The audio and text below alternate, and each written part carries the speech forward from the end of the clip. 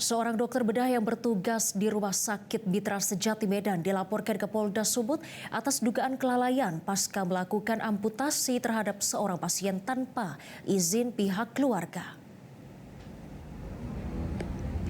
Everdy Sembiring, suami dari pasien berinisial J bersama tim kuasa hukumnya resmi membuat laporan ke Mapolda Sumut terkait dugaan malpraktik di Rumah Sakit Umum Mitra Sejati.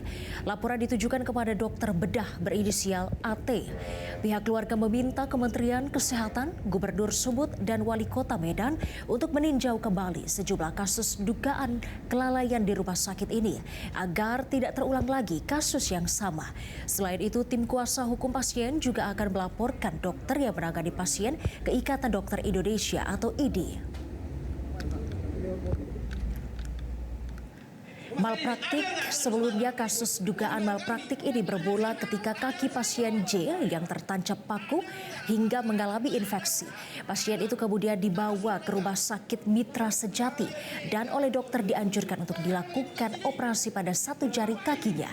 Namun setelah dilakukan operasi, dokter malah mengamputasi kaki kanan korban tanpa persetujuan pihak keluarga.